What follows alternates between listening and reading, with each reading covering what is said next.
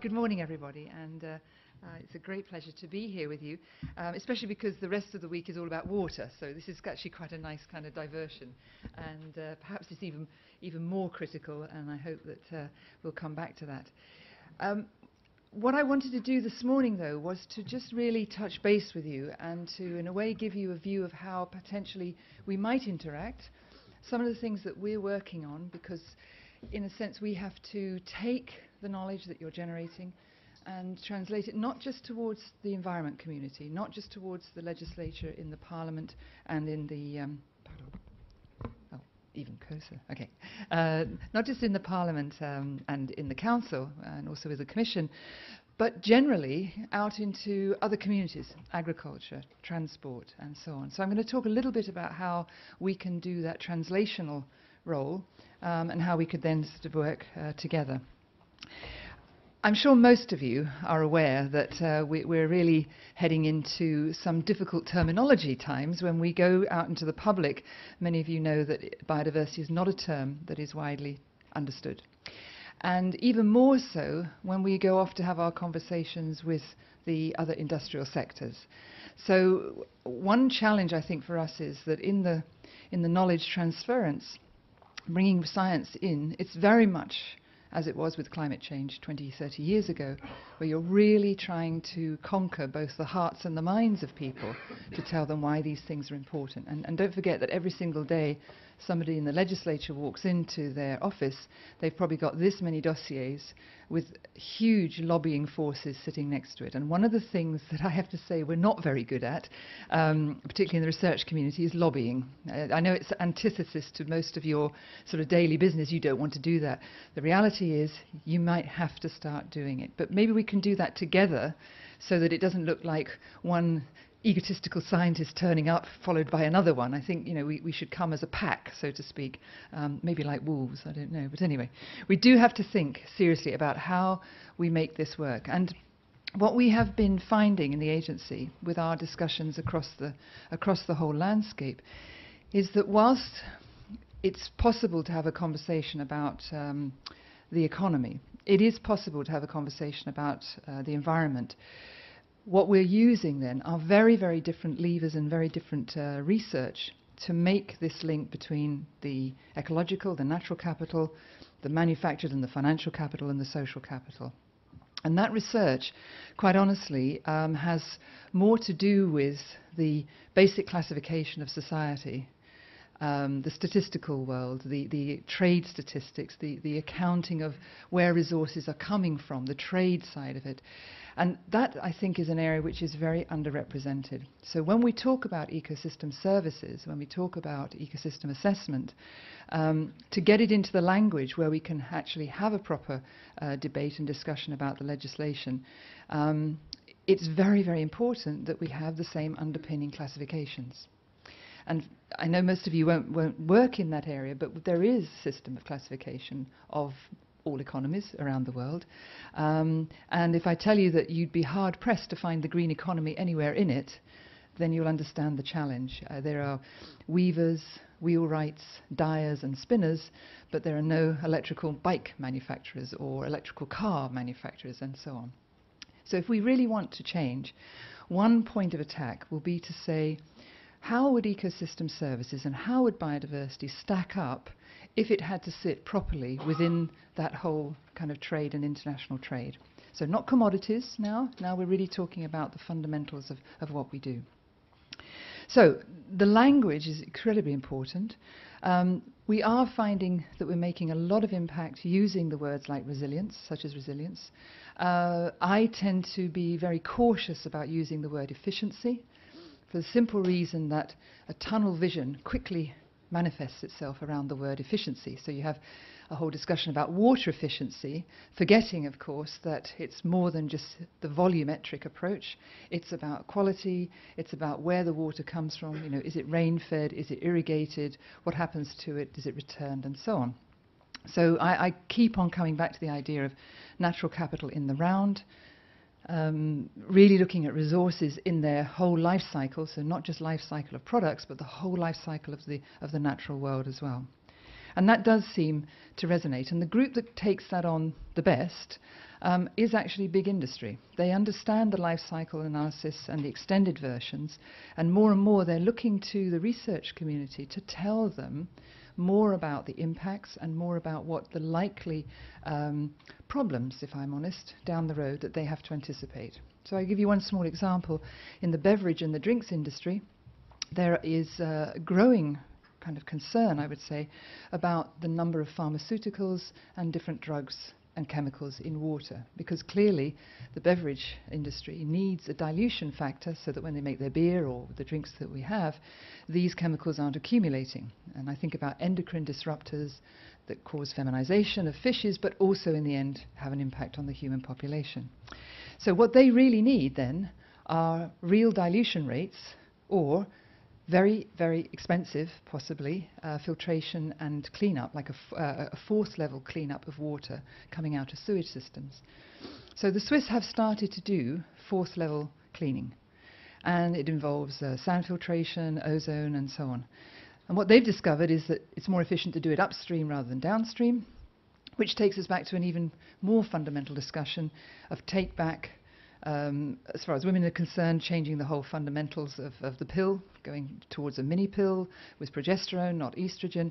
So you can see that ecosystem services, if done properly and explained well, can actually have fundamental impacts on society. And I think this is the joined up thinking that we sort of really need in the research community to come together. So it's you do your bit, but make sure you have all of the links put together. And as I said, it all comes together in this kind of setting. At the end of the day, most of us will have seen from one way or another that resources and finances are scarce and getting tougher to obtain and retain. And with Pavan Sukhdev and others on the TEEB, we've worked very hard, of course, at the methodologies and the case studies. But the most compelling TEEB case studies are those where they've, in a sense, become sustainable without continued input, so to speak, from external funding, public funding, where they've become self-regulating and sustained in that way. So again, when we're talking about who pays the payment for ecosystem services, in the end, we can't afford to have payment schemes that are so high that rely on effectively the citizens of Europe paying exorbitant rates for resources. We have to think very, very carefully about how that's going to work. Now, in the agency's work, we more and more tend to go outside of the EU borders, and these are the countries that we sort of daily have business with and work on the ground. And quite honestly, the difference between working in, for example, the Ukraine and Europe and some of the North African countries is really extreme.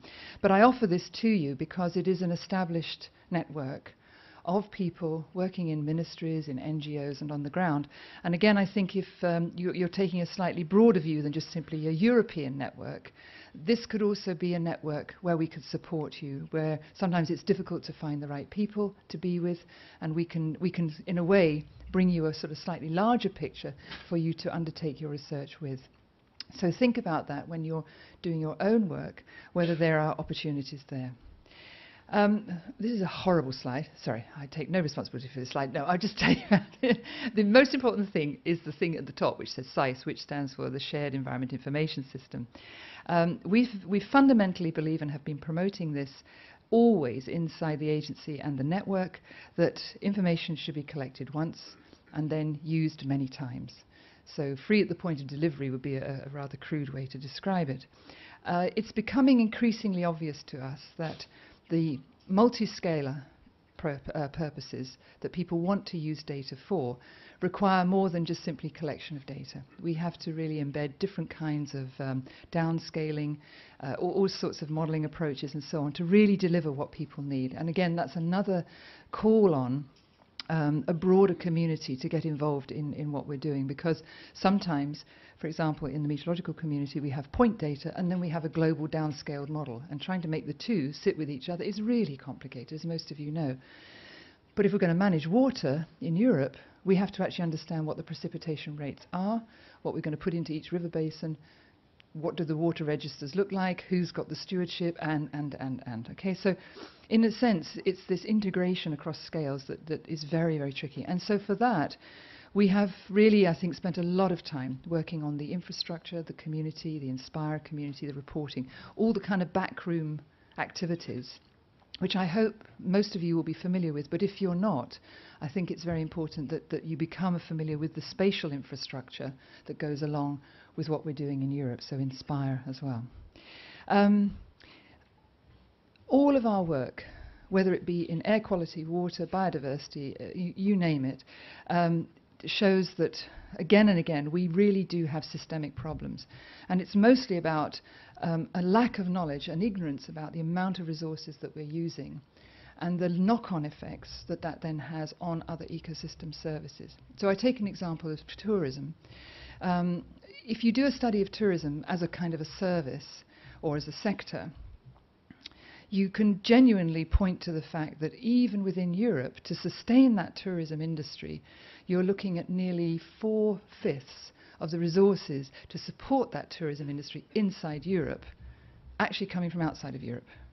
So even the things that we feel are homegrown, they need huge dependencies on, and here I'm talking about rare earths, I'm talking about virgin materials, about commodities and so on. And I think that's the other thing. Be global in your thinking, because Europe has very, very leaky borders, and although you may be studying a very local situation, a lot of what will happen, the behavior of people and so on, is driven very much by this access to what's happening outside of Europe. So that's one thing. I think building the biodiversity knowledge base then has lots and lots of layers to it, and we've worked with a lot of you in different places in the monitoring.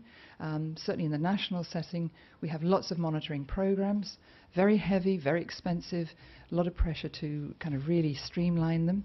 Then there's the actual data management itself. Having collected a lot of information, what do we use it for? And at the moment we're having long discussions with the Commission about the difference between compliance and then more generally, what is the status? So how do you describe an ecosystem when you don't have a compliance discussion? Well, I would like to suggest that we don't have the compliance discussion too early, and what we have is the state of the environment, the state of the ecosystems, and then subsequently one can have a kind of compliance discussion. Otherwise, you end up, as we've done with air quality, where it was all about compliance. 30 years on, air quality is fantastic in some senses. We still aren't at the WHO limits in Europe. It's quite extraordinary. We lose 250,000 people a year with premature deaths because of air quality. Live in Brussels and your lifetime will be reduced by 1 year because of air quality. So with all the legislation, we have not been able to improve ambient air conditions. And it's because fundamentally we went for an end-of-pipe solution, literally or metaphorically at the end of a tower, but we never looked at air in the kind of broadest sense. Now, that was 30 years ago, and that thinking is gradually changing, and now we're looking at cities as the right scale to solve the problem, not nationally. And I think that will be the question. What is the right scale for us to be looking at ecosystems? What's the right scale to be looking at biodiversity? And really, I think it's up for grabs. I think we should sort of start to work on that. The most important thing is that word there, harmonization. It would be a disaster, if I'm honest, if we ended up with 27, 28, probably 32 different national classifications. So if I have one plea to you all, is please let's try and work together on CITES. Let's agree that we're going to have a classification that's both globally recognized, that we can use here in Europe. And it might mean that in some cases there's a small compromise, but the benefits of that mean that you genuinely see overall that things like the Life Plus funding, all of these other things, they rely on having harmonized structures and harmonized classifications. So that's the one request I would have. We have an environmental data center. It would be very, very good for us, I think, to talk about how you can feed into that and vice versa. We have other data centers, land use, water, and so on. And I think all of these point to the fact that bringing those things easily and seamlessly together is what the name of the game is. And so what we've been doing is to try to do that through a public good, a global public service called Eye on Earth. We started out a few years ago using it to attract citizens to talk to us about the quality of the environment in their neighborhood. So, for example, here, Water Watch, Air Watch, we would provide the official data, air quality, you can see in the little histograms.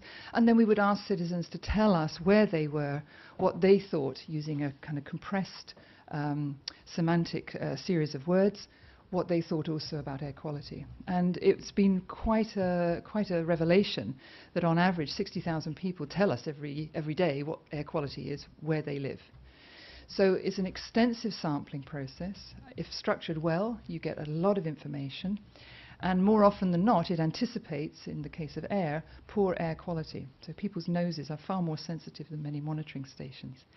Water, we really have had a huge response on bathing water and fresh water. So again, I think these are all things with Nature Watch that we can work on. Going down to people's neighbourhoods, extremely important, using social media to do that. What we also do is we give people opportunities to tell their story through films and through sort of multimedia. And that really, again, has highlighted just how diverse Europe is. But again, finding solutions in particular settings and then sharing those, a bit like the TEEB studies, is something that we would thoroughly recommend. So whether it's one research project or many, that's one of the ideas. And in the end, through the GMES program and many of the other things that the agency does, we try to bring all of those data flows into one place. It's not that they sit in the agency. So let's be very, very clear. They stay at the point of origin. So let's say, for example, you're monitoring a forest. You've got canopy, you've got measurements in the canopy. You're taking them maybe hourly, maybe every minute, I don't know, whatever you decide to do. And you're storing those in your local servers. What we would like to do is to demonstrate how those local servers can actually put data out into a public place so that, for example, someone looking at the incidence of or the movement of a pest or a different species of insect can also be mapped upon that. But doing it in an easy way so that it's actually, you don't have to spend another PhD trying to figure out how to get those data into somebody else's sort of research domain. So we have spent a long time over the last 4 years trying to do this, making it simple, sort of drag and drop thinking, and really exposing, I think, some of the biggest data sets to this possibility. So whether it's satellite data, whether it's the Argo buoys in the oceans, whether it's the deep sea, the ones on the seabed, many, many things. And Eurocontrol, for example, are now bringing all of their data. So we have all of the local effects around airports and so on, of takeoff and landings and so on. So gradually, through the European setting, Eurogeo surveys, so the geological community, the mapping community, and so on, they're all bringing their data into this open public area, which means that as a researcher, you don't have to go off and find the geological map for your area or the groundwater set and so on. So Sense is eventually coming over, and we see already, for example, in Norway, this is happening. We've got a live demonstration of how we have ships and airplanes and you name it. We have them all together. So with Eye on Earth, one of the things I felt was really important for this community, particularly for your community, is the idea that often somebody spends their whole life studying, I don't know, a species or a place or a lake or whatever. And it's very, very obvious that you want to publish it. You want to get the papers out and have the credit and, fantastic. Science citations, etc. However, it does take a long time sometimes for things to get published, and sometimes the data are of immediate value, or there's a community that could use that. So as part of the Eye on Earth initiative and now the global service, we've created a way for data sets to be tagged. So not just simply your papers, but to have data. And the idea is that we will create a data citation index, same as a paper, the scientific citation index, so that you will get a full citation and you'll essentially be able to track where your data are being used and cited. Now, it is a digital process, so of course it's not going to work if it's done on paper, but given that most of us are publishing in the digital sense, it does mean that you can keep a track on who's using it. You can also check whether people are changing it, which is another important thing. But you can attach a metadata file which explains how it was collected and how it should be used and the context and so on. Having talked to many of the Royal Academies and the societies and so on, this seems to be a big hit. So I'm kind of giving you again an announcement of that I would really like to encourage those of you who, I'm sure none of you in this room do that, but I know there are some people who collect things in shoeboxes, little cards, to get them up, in and out. And genuinely, I think this is part of the deal. We are often working in the public setting. We are funded through the public domain often, maybe some with NGOs, but still getting our data into that setting where you have the citation for yourself, in a way you have the intellectual property, but where others can use it more quickly, I think is really, really important. So we can have a conversation about that as the network develops, and see how that will go forward. There's also, finally, the way in which we use social media.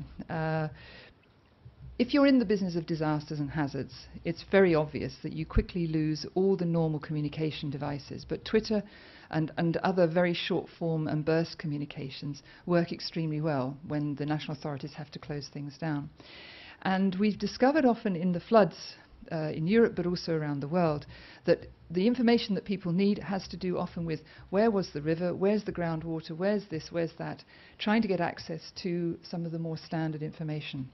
And we're able, I think, through Twitter, we've been testing it, to, with a very short message, to indicate with some codes inside that where, for example, water courses are, and so on. So again, working with the same classification, it's possible for those who are expert to issue very quickly what the setting of different ecosystems are, and really kind of play a critical role in some of these disasters. In the agency, we work a lot also with indigenous peoples, working with traditional knowledge. And these are a group of Sami, as a family from the herding tradition. And again, they have enormous experience, and I think that generally we would like to encourage those of you who work in the traditional knowledge sphere to bring much more of that experience into the setting of managing and looking after ecosystems and biodiversity. And this works internationally. We've set up a global citizen observatory using a lot of these ideas, and we have now got not just oral recordings, but they're translated with also mapping and many ideas that go with that. So it's not just about what we do in the labs, it's not just what we do in the field, but it's also trying to bring a lot more of that long-term history into our everyday business. But thank you very much for asking me, and I just, as I say, I hope that we can not only work together, but I hope that we can support a lot of what you want to do. Thank you.